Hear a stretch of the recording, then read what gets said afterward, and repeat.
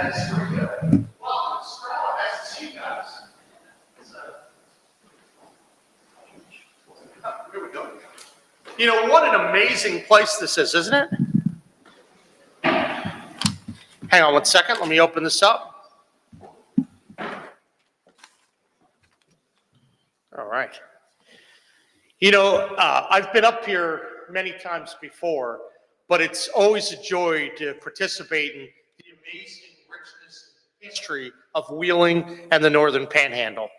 And I know when I served as Attorney General, we did a number of events here. I think we did town halls. We did so many different things. So I am very excited to be back up in the Northern Panhandle.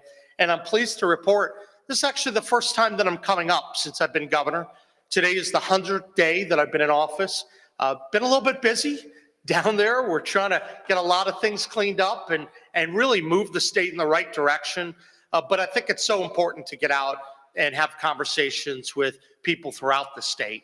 And there's no better place than to be here, right here in Wheeling today. And I'm grateful for everyone who's here today, a lot of the elected officials, the citizens, the media for coming along.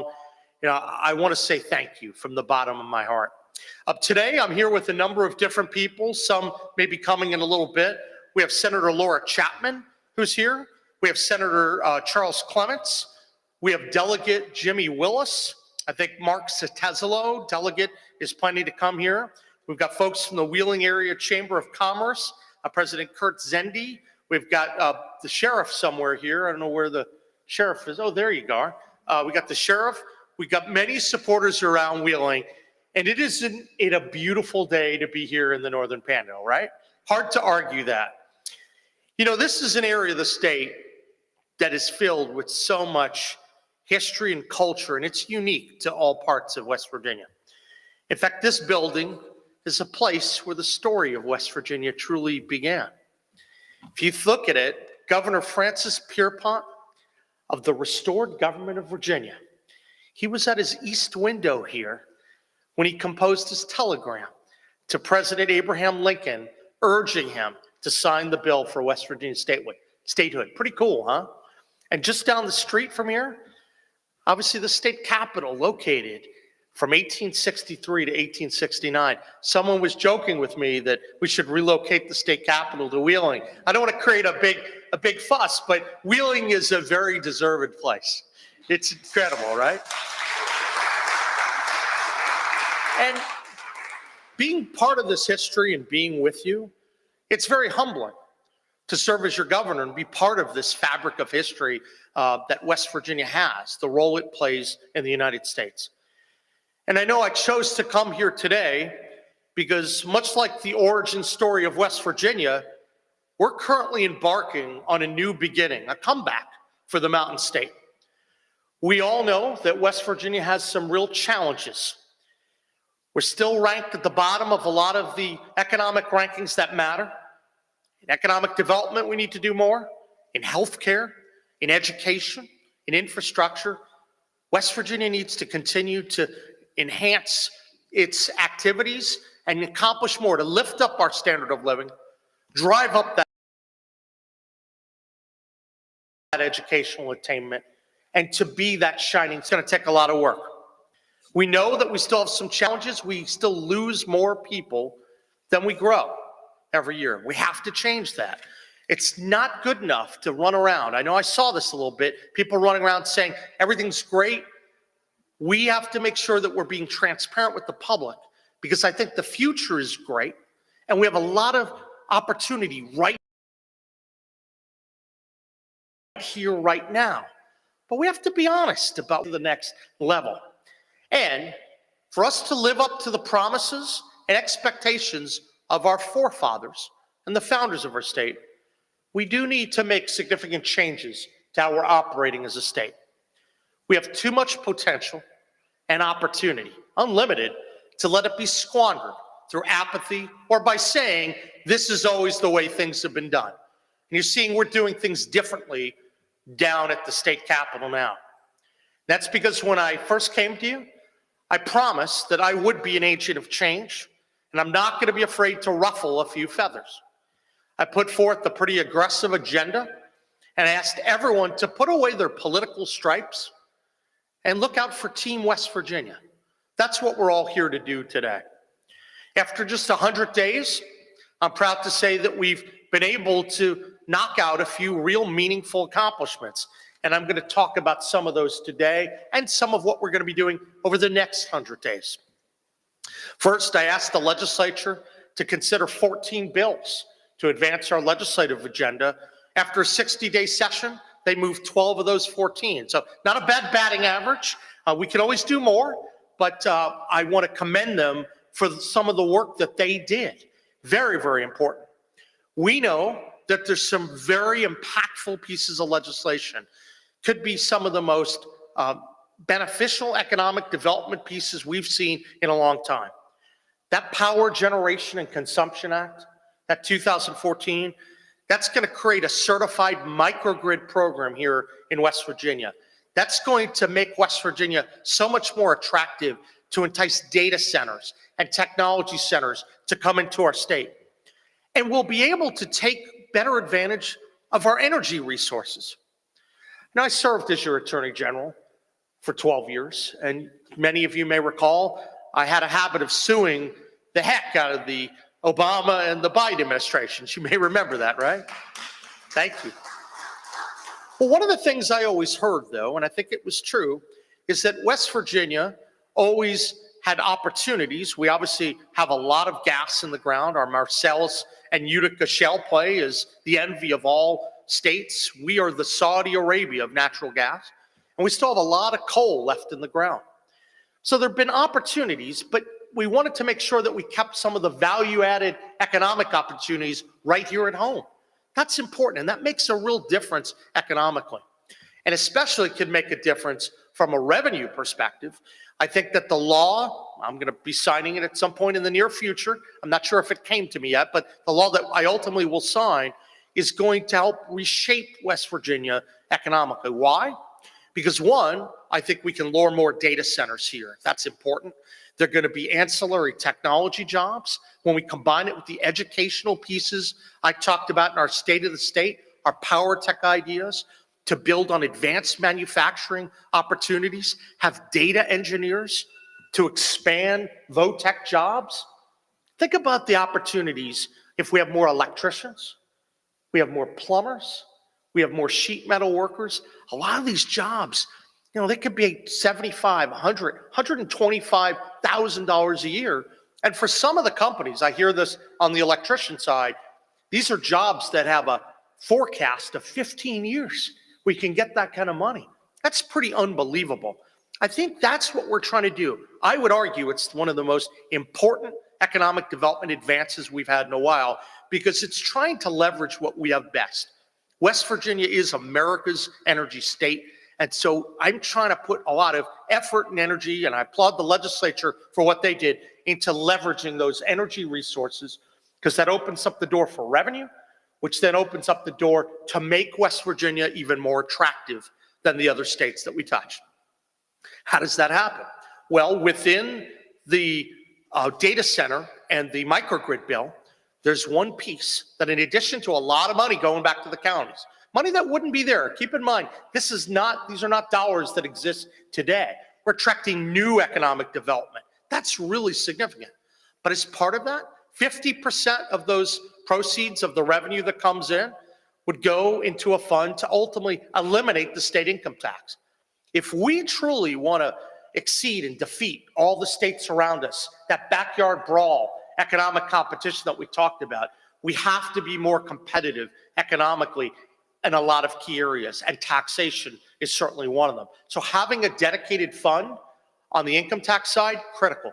Having the first ever dedicated fund for economic development, important. If you look at all the other states around that have had a lot of success economically, people haven't talked about this much. There's a dedicated fund going toward economic development. Now, it wasn't the exact number that I asked for at the beginning, but the legislative process brings a lot of people together, and I want to thank the legislature because this was a product of developing consensus and making sure that everyone had their voice in the system. It's never going to be my way or the highway. This is a process, but it's good, and I don't think anyone should understate the importance of that. So this Power Generation and Consumption Act could be very, very helpful, not only because of attracting the data centers, opening up opportunities for jobs for a lot of people, but also to take advantage of the God-given resources that are in the ground. We have a lot of opportunities with respect to natural gas and coal, and I think there's a chance here to really expand that, especially when you look at what's going on in China. China is building multiple coal-fired power plants every month. West Virginia can provide the energy resources that America needs to be strategically out in front of our greatest geopolitical rival. And here in West Virginia, we're developing policies to make that happen. That's a pretty big thing. And I hope that folks can talk about that and let people know. Now we got to go out and market it. We got to tell people why West Virginia took this big action and why it's going to help so many people right here in the Mountain State and help our country. Working with the legislature, we also passed the Riley-Gaines Act. Really good piece of legislation. It's common sense, defines sex-based terms like men and women, male and female, so that we protect private spaces, ensuring a man can't enter a women's bathroom, a locker room, or other similar facility. We have another bill, creates the one-stop shop permitting program. This is also going to be phenomenal, making West Virginia more competitive with the other states that we touch. Imagine if you can go to one portal in West Virginia and you can access all the permitting tools, all the permits you have to file to be compliant, to get to work right away in West Virginia. Our bill helps do that. It's a one-stop shop. Once again, it doesn't get much attention, but these are the kinds of things that businesses and people look for. I know that during the transition, I took a look at a lot of our websites, and I knew that when it came to economic development, I said, wow, we need to do better. We need to market what we do, and we need to make things easier for businesses. Because people used to talk about, oh, we've landed a big project. Folks would come in, and that's terrific, right? But I want to get to the people that when they're doing online research, they're seeing the fundamentals are getting better and better and better. And that's what we have to focus on. That's certainly what I'm focusing on, and you'll be seeing a lot more of that in the weeks and months ahead. One-stop shopping, really good program, and I thank the legislature for their efforts there. Another bill, the Universal Professional and Occupational Licensing Act. It's another really good bill. If you're a licensed or a certified professional and you can practice in another state, you can come in and immediately work to practice in West Virginia without taking the additional certifications and examinations to go through the cumbersome process of getting licensed. Let's face it, West Virginia needs to grow, and we have to grow our workforce participation and grow the number of people that are here. Otherwise, we're not going to make it as a state. We have to continue to be welcoming, and we have to continue to look for ways to be more attractive than the other states that we touch. This is a really good bill. It's going to cut red tape, and we're excited. In other states where they did this, thousands of new people came to their states. That's a pretty cool thing. We're going to keep building on this. I think it's a really good bill. I think we're going to be able to grow jobs. It's going to help reduce healthcare costs. It's going to encourage more people to come to West Virginia. Number of other bills to point out. There's a House Bill 2003 that limits the use of personal electronic devices like cell phones that could be in the schools. We want to make sure that the classroom is an environment for learning. And we've heard repeatedly about the distractions that have occurred in terms of behavior, but also through cell phone use. We have to make sure that we're keeping our kids in an environment where we minimize those distractions. So I think this is another step forward. The counties are able to have policies in place where cell phone usage is not going to be a matter of right. It's going to be about what works best for the classroom, what works best for the students and the teachers, because you want to empower the teachers to have the right type of learning environment. Good bill.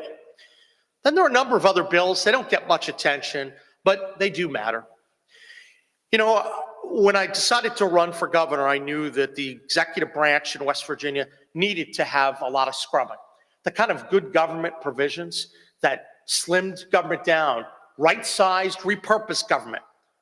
We're entering a whole new era in our country. We know that technology is on the march, and we know that the agencies that we manage have to improve and keep pace with what's going on in the world around us, right? I think we all agree with that. What does that mean? Well, we can do more, sometimes with a little less. That means that we were looking for ways to merge various departments together. We looked at what was going on in commerce and economic development, and let's say it's much better if you're trying to lure people into your state to bring all the pieces together. Maybe you have something which has the commerce, has broadband, it has labor policy, it has all sorts of compliance issues within it, energy out of commerce, and then you combine it with economic development. That's the powerhouse. Because if a business wants to come in, they care obviously about the capital investment, they care about workforce participation, right? That's under commerce right now. They care about labor, they care about so many things. Let's give them one-stop shopping. And so I'm really thrilled with that. Don't underestimate the power of that bill, because what that's going to do is allow all the right people to be in the right room. And we don't need to have a gazillion agencies out there. We need to have it organized the right way. The other thing we did is we actually changed some of the civil service rules. So if you can walk into these positions, you get to get positions based upon merit, and you get positions that give the executive the flexibility to manage the departments the right way. That extra flexibility matters. We have more work to do in this area. I can promise you, I've met with our Department of Highways staff, and they've really struggled to get some of the engineers that they need. I asked them why. You know, one of the reasons they tell me is that they have these systems that are really structured so tightly that it's difficult to attract all the right people. Because if you have to go from A13 to A14 to A15, as opposed to paying more on the base of merit and what you need, it's going to make it harder. So we're going to look for more changes in that, because we need some more engineers. We have a shortage of that right now. We have to put more energy in. We're working on that. That's an important priority. We were able to recruit some terrific people. Our transportation secretary and our deputy secretary, they're really good. And we're trying to make more with less.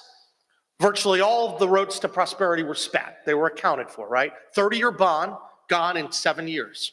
And I mention this to you because now we don't have the same dollars that exist in the past. A lot of the federal monies that were sent, they're not coming anymore. We have to think of ourselves as being more efficient, more effective, and I think that's what we're working on. They matter so that the executive branch has the tools it needs to deliver goods and services that matter for people and to make West Virginia the envy of every single state that we touch. So I'm pretty proud and excited for those government org bills. I know that a lot of people say, doesn't matter much, but I think we can save taxpayer monies and you can get more efficiencies that come to bear. That's something that's a terrific thing.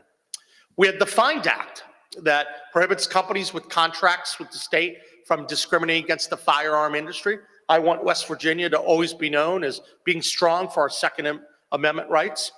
And we also had a bill, and this is something to build on our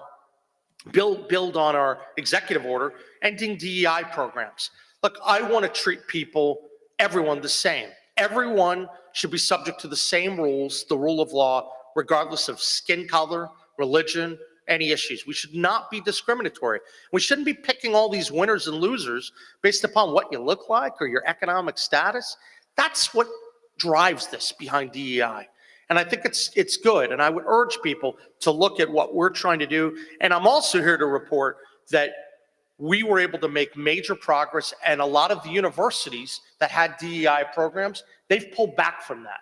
And they did that in a voluntary manner. I thought that was terrific. And we want to have good working relationships with our academic institutions. There are people that are trying very hard, doing big things for the state. I think this is going to help because we should always treat people well, and we should be blind to all those political forces or names around them. These are big things. Now, is there more to do? Absolutely, and I'm going to talk about that in just a moment. But none of it would have been possible without the cooperation of the West Virginia legislature. I thank all the folks that are here, and good things, and more to come in the future. Now, beyond the traditional legislation, obviously every year the legislature's constitutional responsibility is to try to pass a budget. And we know that was particularly challenging this year because when we started out, we knew that we identified a $400 million structural deficit. It's not something that's really debatable. I know a lot of people say that. What I think people were confused about in the past, there wasn't a 6-year budget for people to look at. We have that now. And so what happened is there was really a cliff, that there were a lot of programs that were exploding in cost, and it wasn't accounted for into the future. We had to then change that and make sure that we were submitting a balanced budget. That's what we did. And for too long, quite frankly, we've been funding continuous programs without the long-term plan to pay for them. And frequently, we're using these one-time mechanisms to cover the gap. You know, you can't do that as a successful state. And we're going to keep talking about this because I want to make sure West Virginia is the envy of all of the states. And to do that, you've got to keep your fiscal house in order. That's why I submitted to the legislature a balanced budget to close that $400 million shortfall. We did that while still funding our priorities. And after discussion and deliberation by the legislature, the budget that I received closely mirrored what we had submitted to them. I thought that was very positive.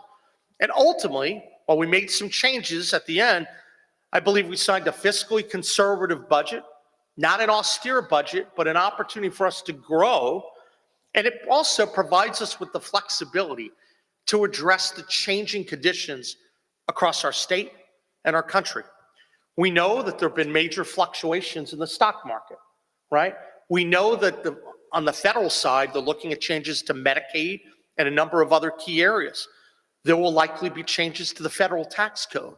All of that redounds back to West Virginia and changes the math in terms of what next year's budget and the future budgets look like. We have to make sure we have that flexibility. That's why we made some of the changes at the end to preserve that, because you don't want to come in the middle of a year and say, wait, we have to act. That's kind of the way things were. I was given inherited a budget on the Medicaid side that was not funded for the final quarter. Many people don't realize that. We had to go, so people talk about flat budgets, but the truth is that you could say it's flat, but you don't fund the fourth quarter, and then you have to come back and fund it. But we're trying to build structural provisions that work, that bring budgets into balance, and ultimately make West Virginians proud of the decisions that we're making. We're also working to protect taxpayers from costs that we think can be borne by the private sector. Now, look, this is not going to be an easy road into the future. We know that next year we're already looking at close to another $400 million deficit again. We're going to have to roll our sleeves up, but I'm confident we can. I think we can work together with the legislature to continue to make good progress for the Mountain State while we continue to look at every possible way that we can drive more money into economic development. Interestingly, when you look at some of the decisions we made in this year's budget, part of that is to give the governor and the legislature the flexibility throughout the year to do the proper investment in economic development, in infrastructure. That's why if there's a surplus, there's going to be $100 million for the roads. That's important. I don't need to tell folks in the Northern Panhandle about the importance of infrastructure investment, right? I know that, and I hear it. And yesterday, in fact, I met with the U.S. Department of Transportation Secretary, and we talked about that and the importance of how West Virginia might be able to get an extra step up. Good conversations, good meetings to put West Virginia first. So I think we're making progress on the fiscal front. Beyond that, we're trying to set the stage for this broader collaboration, the governor, the legislature, the private sector, as to how we can compete more effectively with other states that we touch. And many of you know on my first day, I signed multiple executive orders ranging from government efficiency to DEI to economic development and to immigration. I'm pleased to report in the 100 days that our departments are busy working. And we're going to come back to you beginning next week and the following weeks about what the departments have said, what they've learned in their 100 days, the reports that they're providing us to us. I think that's important. I want to share that with you, right? What have we learned? What can we do better as state government? I think that's critical. Early on the immigration front, we directed all state law enforcement entities to work with the Trump administration to help President Trump carry out his immigration agenda. I think that was important too. We've taken steps to deputize correction officers that speed up deportation processes for criminals. We've asked our state agencies to analyze their spending and to come up with taxpayer savings. And once again, I think you're going to be pleased with what we're going to be able to report in the upcoming weeks. And if we do this right, we take those savings, we pour it right back into economic development. We grow our way out of some of the financial problems that we have. So we've had a lot of success over the last 100 days, but we're just getting started. I know that there's a lot of tough work to do in the months ahead. I've talked about the importance of bringing the legislature back together. We have to tackle issues like PEIA. That's important. I thought that that would be best for a special session, to be honest, because you can bring everyone and you can focus it. It's a complicated issue. We want to get it right. That was kicked down the road for many, many years. I don't intend to kick it down the road, but we have to bring everyone together, all the stakeholders, listen, learn, and then you'll be seeing some activity. And I will call a special session after we can make a little bit of progress in the next few months. We know that the school aid formula deserves close review. That hasn't been modified in a long, long, long time. And I want to make sure that West Virginia is competing to have the best and the brightest teachers. Education is a cornerstone for our state and for economic success. And I certainly want to make sure we're looking at how we're funding that and how we're rewarding merit and getting terrific teachers.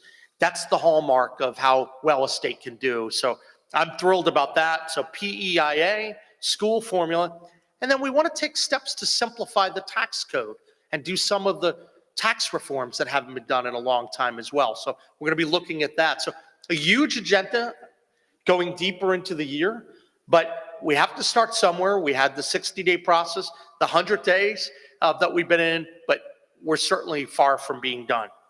I am proud that we've been able to work closely with the Trump administration across the board. As I said, just yesterday, I went in for an event with RFK, and that was really positive. Met with Dr. Oz, who runs the CMS, Medicare and Medicaid. Also talked with Transportation Secretary, folks at the White House, all about ways we can put West Virginia first to go forward. And I'm hopeful that the discussions we're having are going to provide some benefits for the Mountain State. A few weeks ago, I met with the Commerce Secretary. We talked about the importance of broadband for West Virginia. I don't need to make the case to you guys how critical it is that all West Virginians are going to have better access to broadband. Well, the Trump administration, they came in and they want to do things that I think help save taxpayer dollars and provide technology neutral approaches to broadband. Well, we want to work with them. So we were getting ready to submit our old application, and now we're redoing it in an effort to work collaboratively with the Trump administration. And so you'll be hearing more about that. That's going to be a significant investment in West Virginia. We have resources that have been set aside for that. And now we have to work to get the right policies. And we're going to do that. And it's going to lead to a lot of terrific things for the Mountain State. I know I'm committed to working with anyone whose heart is in it for a better West Virginia. If you want to make West Virginia a better place to live, work, and play, then we want to work with you. And so it's so terrific to be here today and spend time in this historic place. And with that, I'd like to turn it over to some of the wonderful, your esteemed leaders locally. We'll start to hear by Senator Laura Chapman and then Delegate Jimmy Willis, if you want to come up.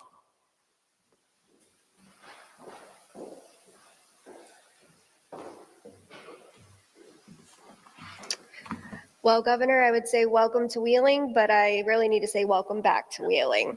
And except for when we're in session, it seems like you were up here every couple of weeks, and it's just great to see you. Excellent. Thank you. And I appreciate that the Northern Panhandle has a special place in your heart. Without a doubt.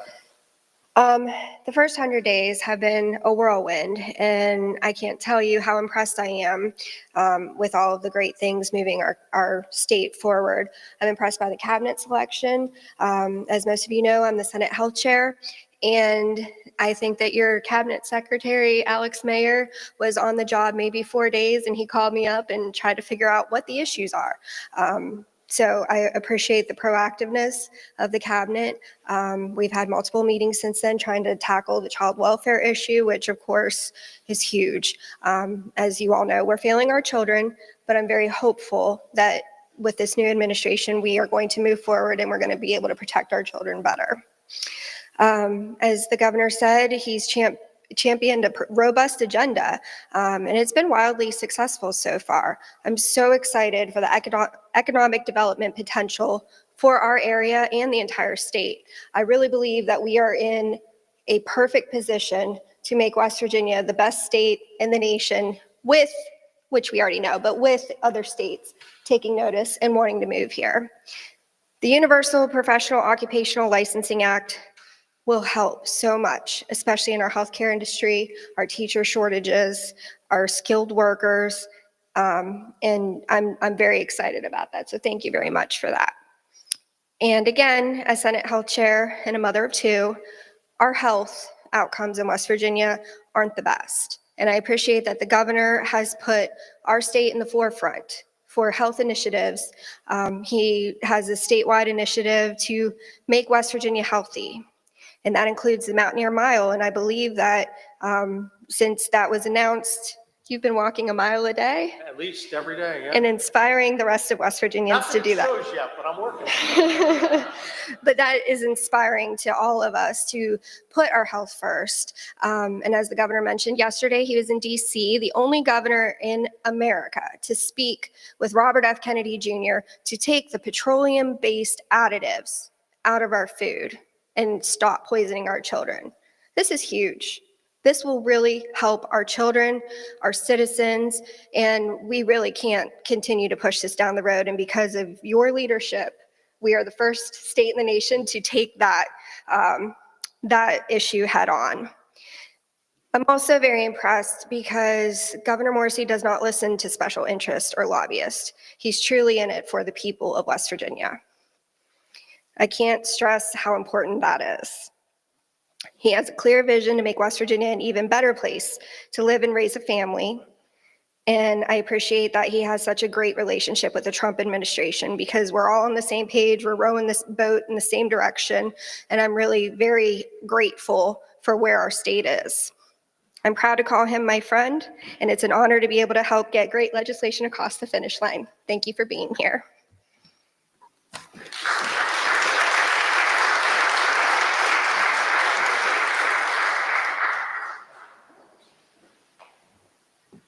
Well, thank you, Governor, for the opportunity to speak, and thank you, everyone, for being here today. Just to highlight some of the things that most of them have been covered, but I think health is the most important one, you know, with the food dye ban that, again, you were with RFK yesterday to announce that. I think that was important for two reasons. One, we're putting West Virginians' health first, and two, we prove that West Virginia can lead from the front. We can do the bold things we need to be the first in the nation to do stuff and watch the country follow us. Secondly, in the health, it was already mentioned, it wasn't legislative, but I'd be remiss if I didn't take the opportunity to say on the record that I look forward to one day doing a Mountaineer Mile with you in Brooker, Ohio County. Someone else is trying to lose a little weight. I look forward to doing that as well. On the economic side with the microgrid legislation, I think that has just given us an economic opportunity to move this state forward in ways that I don't think we could really imagine. And I couldn't believe when we started having the conversations about it this session, something so simple to do, but could be so beneficial to the state of West Virginia. The universal licensure that we discussed, especially up here in the Panhandle, as we know, in 5 minutes, you can be in 3 different states. Giving people some more economic freedom to move in and out of the state, I think will be huge, huge for the state of West Virginia, giving people the opportunity to move into West Virginia. Most importantly, move people home, bring Mountaineers home, to bring them back with the economic successes we've had and continued on with that. Education-wise, I think we did some good things this year on the education accountability side of things with the cell phone ban. As someone who was in high school about 6, 7 years ago, might have been on his phone a little too much. I can tell you that's going to be good legislation to help make sure our kids continue to learn and we get better educational outcomes in the state of West Virginia. The DEI ban, that's more of a sanity thing, you'd think. I know it's controversial to some on the left side of the aisle, but making sure our colleges are just teaching people again, not indoctrinating, I think will be huge. As the vice chair of higher education in the House, I look forward to seeing that improvement in our state and showing that education is the only thing that's important in our institutions of higher learning across the state. I think there's so many things that we've done, Governor. We were moving at a breakneck pace there for a little while, but I think once we got that train moving, it didn't stop till the end of session. And I look forward to, most importantly, as you said, the next 100 days and the next 100 days after that, continuing to move West Virginia forward.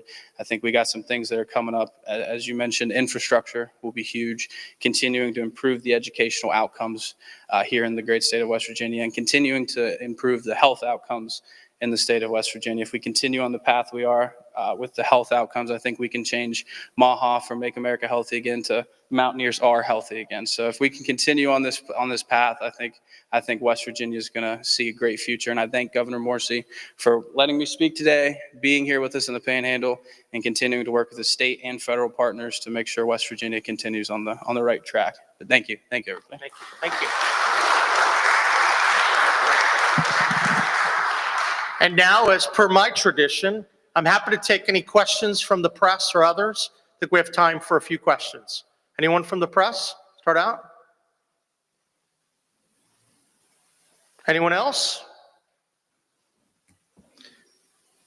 Go ahead. Sure. By the way, up from Charleston, so thank you. Yeah.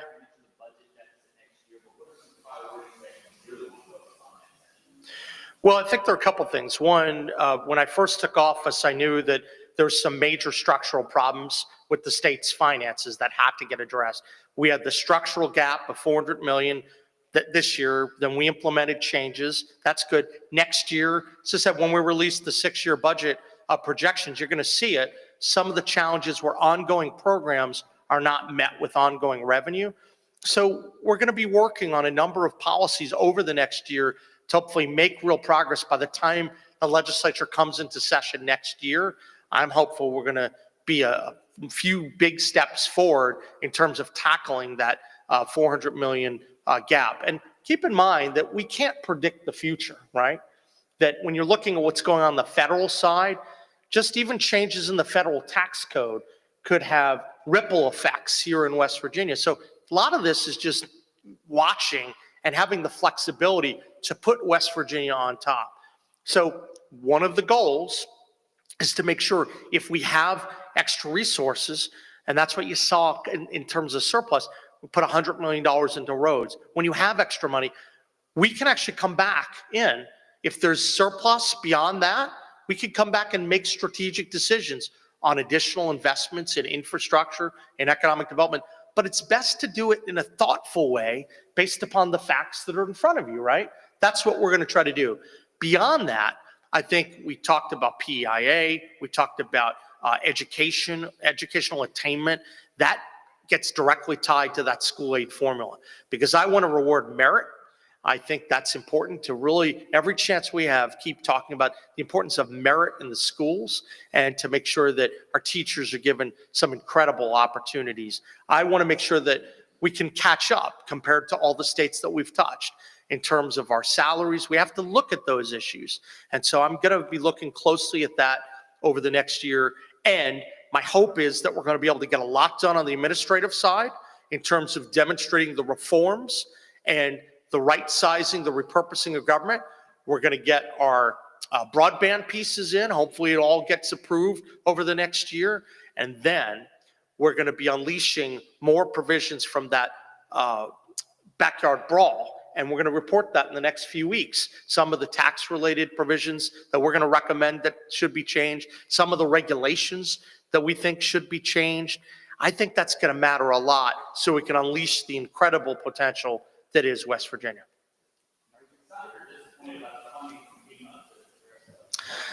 Listen, you always try to bat 1,000 when you go up. You swing at a lot of pitches, right? We know that there were a lot of counties that had it granted. Obviously, we submitted for many. The vast majority we had approved. I know that we're looking at that now to see about the opportunity for appealing, but we were very aggressive. I think people said we moved faster on trying to get those requests in than anyone had ever seen before in West Virginia. So I'm going to keep looking. If there's an opportunity to appeal, I want to always look out for all of our brothers and sisters who are negatively affected by weather events, and I'm going to keep pushing to make that happen. So we'll look at that, but overall, I think what the Trump administration has done, they addressed a lot of the issues, and we'll look at the ways that we might be able to get a little bit more help. And I think it's a process. And so that's why we kept submitting, we kept pushing, and we were able to get a lot of success. Well, you're seeing it in other states as well. You don't bat 1,000. I mean, they have to review this, but we're going to keep doing everything I can. I'm going to fight for our people like no one's ever seen before. That's who I am, and I want to put the people of our state first. And certainly, it's helpful to work collaboratively with the Trump administration. I think our president's doing a great job, and I want to work with them. And I think there'll be a lot of opportunities. If we keep collaborating, really good things will happen. Yeah. Early on that your administration would not operate with the mindset of stopping policy. I'm sorry, I couldn't hear you. You mentioned early on that your administration would not operate with the mindset that this is how things have always been done in West Virginia. Right. Two parts. First, can you provide any examples of something you've seen in your first 100 days that you're doing differently than you've done, maybe not just in the past administration, but Yeah. historically and into how hard of a mindset is that to break the state or tradition in many ways it's helped very few? Look, I can't tell you how many times people have said to me, that's not the way we've done it all the time. And I'm trying to break people out of that mode because I want West Virginia to soar. And so if you look, for example, of how we can bring efficiencies to bear and deploying technology and solving problems, I look at the growth of AI. I look at what's happening from a data perspective. We have to be thinking, getting ready for that, because that's going to be very different than what we've seen in the past. So that's part of the review that we're engaged in. I think the other part is, quite frankly, the first 3 weeks, I sat down, I met with every single department and agency personally, so I could get a better understanding of the budget and to be able to make the right choices, investments for the future. I'm all in to make this happen, and we've tried to put a really good team together. And so you have a lot of engagement. I think people are seeing heavy engagement. I think that's going to pay off in the long run. We've been working to build relationships with the legislators. I've met with virtually all of them, not everyone, but virtually all of them. We're going to keep meeting with them. And especially as we lead out to the bigger initiatives, tackling PEIA, tackling school aid formula, these are not easy things. And so we have to make sure we're educating, building relationships, and we're explaining it to the public. The other thing that I know and I've learned over the last 100 days is that while there have been some good things that have been done, we haven't moved the needle enough. We're still 49th and 50th in a lot of the categories that matter. Now, I think we're going to change that. I believe it in my core. But to do that, we have to do more. That's why I've talked about tax simplification and tax reform so that we can become more competitive from a tax perspective with the other states that we touch. I view it that water finds its level, right? So if you have more superior policies on the regulatory side or on the tax side, then people will come, they'll flock to that free place where it's more economically viable. That's a big thing that I've seen. So all the instincts we had about West Virginia need to compete more aggressively, that's been reaffirmed over the last 100 days. And I think in the past, there was a reliance on a lot of the federal monies. They call it economic development. But in truth is, to really have meaningful economic development, I think you have to change the structure to make it the state even more attractive across broad across many industries. One thing that happened on the data center bill, I'll give a good example. There was an effort put in to have a one company fix. That stopped at the Senate. And I said, no, I think we can do better. Why limit what we're trying to do on data centers to one company coming in? So rather than accept that, which is the way it's always been done, I said no. And there were a lot of people very angry at me for saying no. That's what led to the microgrid bill and the data centers. So now we have a chance to grow at a much faster level, but it's because we were willing to put the people's interest first, not just one company coming in.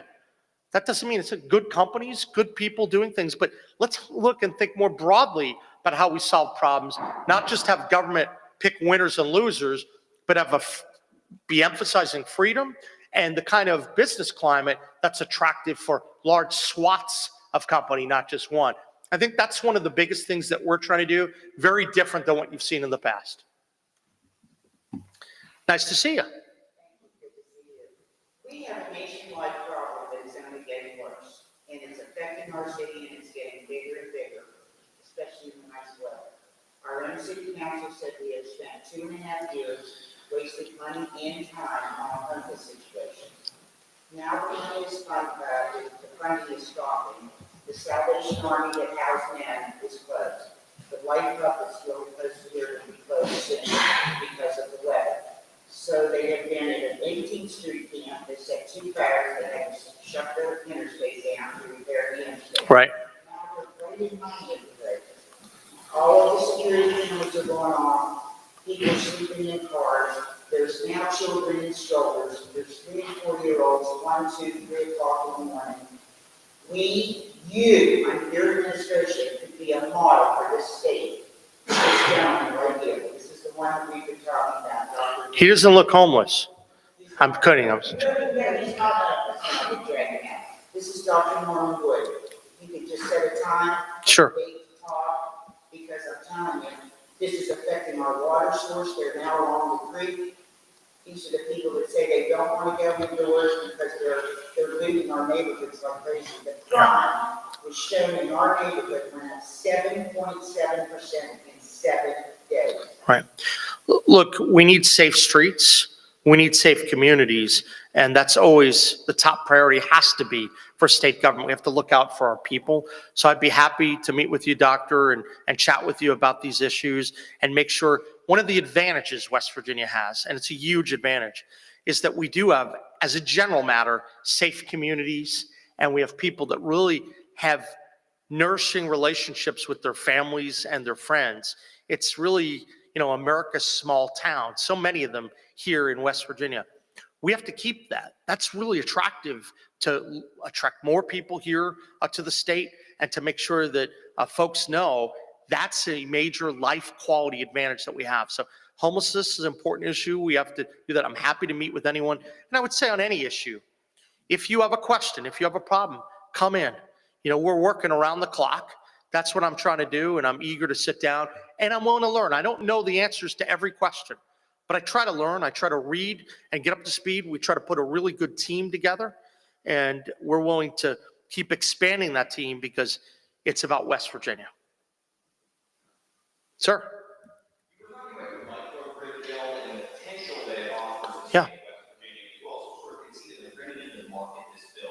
Sure. Outside investors. What are your plans to market the bill, and is there anything sort of in the pipeline now, or is this more down the line, maybe a couple months from now? Yeah, so there are some companies that are looking at West Virginia. Obviously, when it's in the early stages, a lot of that is kept confidential, but I'm excited. I think the people that I've talked to were thinking that this bill could be an attractive force so that more data companies come to West Virginia, because we're creating a better regulatory framework. It's going to be so much better than any of the states that we touch because it does a few things differently than exist in other states. One, speed to build. If you can actually have one-stop shopping and move quickly, and maybe you can get something done in 30 months or 24 months as opposed to 6 or 8 years, which we talked to people that were saying that sometimes it would take 6 to 8 years to get it. That matters a great deal. We have the ability, we're having a point person on this issue within our Commerce Economic Development to work with people to facilitate. And then you're going to have a governor out marketing, talking to these people to try to lure more of these companies to come in. I know a lot of people said, who's your economic development people? We have great economic development and commerce people, really happy with our commerce development secretary. I think he's going to be outstanding. But it's also important for the governor to get out there and market and talk about the advantages that West Virginia has. When you combine the microgrids bill with some of the other pieces, economic development, the power tech pieces, investments in education, so we have more skilled workers on data engineering, on robotics, on engineering, the high-level jobs, along with a lot of the important VOTech jobs. That is important too, because companies want to see that you have a workforce that can match the businesses that are coming here. That's critical. We're working on that now, and we're going to be putting together some marketing plans now that the legislative session is over about why West Virginia is going to be the best place in the country. We are America's energy state, and now we're going to be leveraging those energy resources. We have an abundance of supply of coal, of natural gas. This bill is energy neutral in terms of what you can use, but I think that we want to take advantage of those resources in a responsible way, but in a way people haven't seen before. And I'll put West Virginia up against anyone with respect to that energy advantage. And now the speed to bill and the reliable energy, wow, that's pretty good. And so we're going to be talking about a lot of that and in West Virginia and outside of West Virginia to let people know this is the place to be. Hey, Bob, good to see you. Thank you very much for your support of the microgrid bill and what that can do for us with that. Yeah. But in other areas with the microgrid, as far as I haven't heard any conversation about crackers in the last 4 years. And we have the shell cracker, of course. Sure. And that's helped manufacturers in our region. But as far as bringing in new long-term jobs with manufacturing, is there any activity going on trying to stir up the interest? Because at the time that the shell plant was being built, it was thought that was sitting on resources for enough for comparable crackers, 5 to 8 of them within this region. Right. And that was before, that clock started before either was known to be usable. So we're just sitting on a golden line beyond that. Is there any activity trying to get interest back up again for crackers? Look, I think there's always a lot of interest. One of the things that you won't hear coming out of a Morrisey administration is just all these false promises, right? That all these things are going to happen out in the future. I'm very hopeful, but you're not going to hear me say, well, this is going to happen specifically, like a specific company, until it happens, right? And then we have to see it through and build and be successful. So I think that West Virginia is an ideal place for crackers to locate. Obviously, there were a lot of promises that were made in the past that didn't come true. But I think part of it is letting people know that West Virginia is going to have the superior regulatory environment. When we're through our backyard brawl and we make sure that we're looking at industry by industry of which regulations need to be cast aside because we're cutting red tape, right? We're doing this the right way. That's going to make a lot of it very, very attractive. And we have to approach it from that perspective because you don't have just the federal money pouring in the way you did. That was spent, right? There was an aggressive level of spending that hasn't been matched in West Virginia in the past. They just took the federal money, they spent it. We have to be more targeted because that money's not coming from the feds anymore. And we have to make sure that we're lifting ourselves up with our bootstraps. The best way to do that is to have the best kind of regulatory environment, and we can win that fight. And that's what the backyard brawl is all about. That's part of what we're getting right now from our departments and agencies. And I would encourage the public, if there are initiatives out there, I know that I got a call on some regulatory issues that we helped remove, bottle up. They were bottled up in the legislature. They're good from a regulatory perspective. They can do things and save tens of millions of dollars. Awesome. We need to be doing that, but we have to look at creating the regulatory environment that's superior, and then obviously having the infrastructure and related educational and workforce expertise.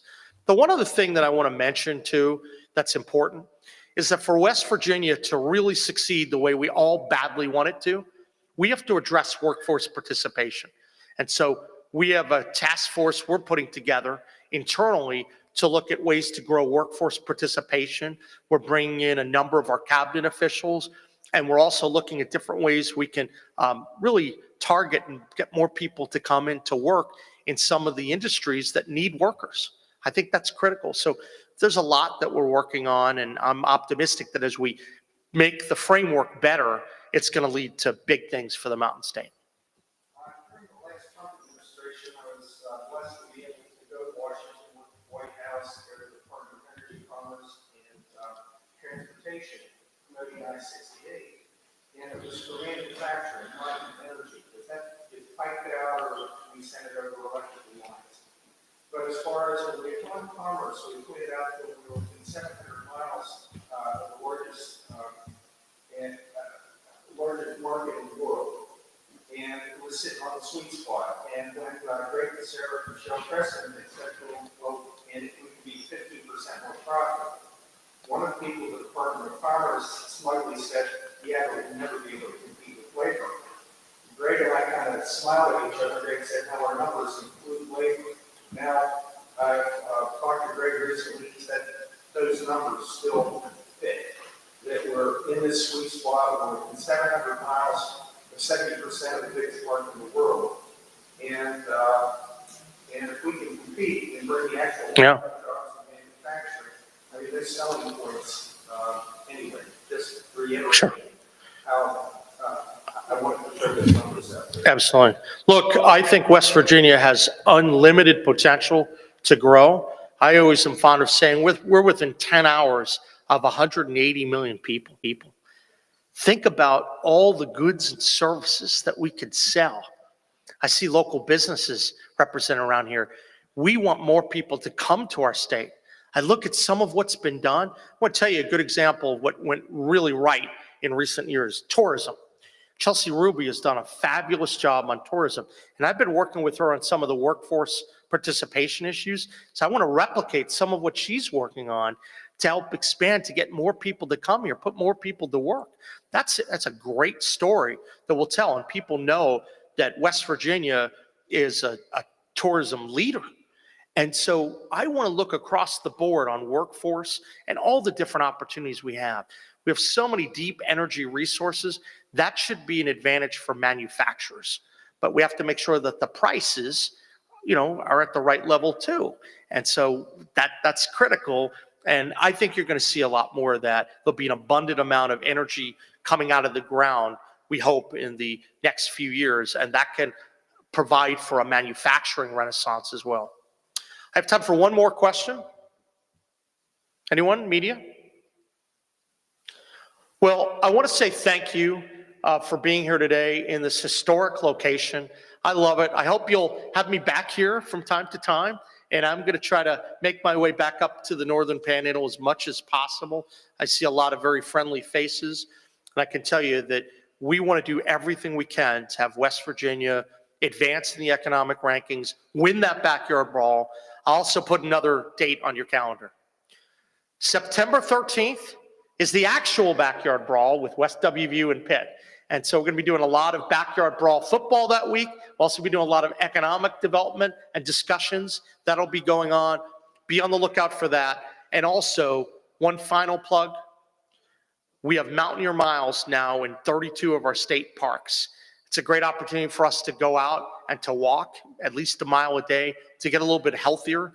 It helps us all live longer, spend time with our friends, our loved ones, to live more purposeful lives.